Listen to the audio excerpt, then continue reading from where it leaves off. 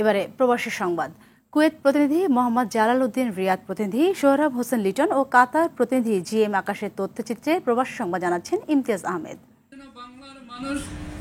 বৈষম্য বিরোধী ছাত্র জনতার আন্দোলনে সকল শহীদদের স্মরণে শোকসভা ও দোয়া করেছে বাংলাদেশ জাতীয়তাবাদী দল BNP কুয়েত শাখা। পবিত্র কোরআন তিলাওয়াত ও 1 মিনিট নীরবতা পালনের মধ্য দিয়ে শুরু হয় অনুষ্ঠান।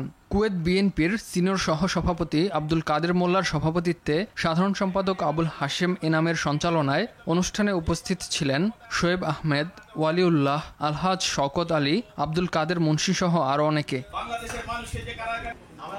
বৈষম্য বিরোধী ছাত্র জনতার আন্দোলনে শেখ হাসিনা সরকারের পতনে আলোচনা ও বিজয় উৎসব করেছে লক্ষ্মীপুর জেলা BNP রিয়াদ শাখা। মিনহাজুল ইসলামের সভাপতিত্বে মোল্লা হাবিবুর রহমানের সঞ্চালনায় প্রধান অতিথি হিসেবে ছিলেন আব্দুল্লাহ আল মামুন।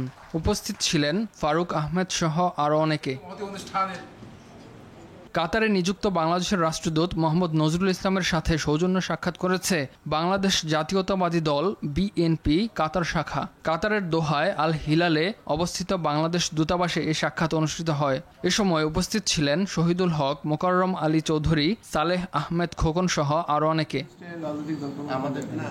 ইমতিয়াজ আহমেদ, RTV।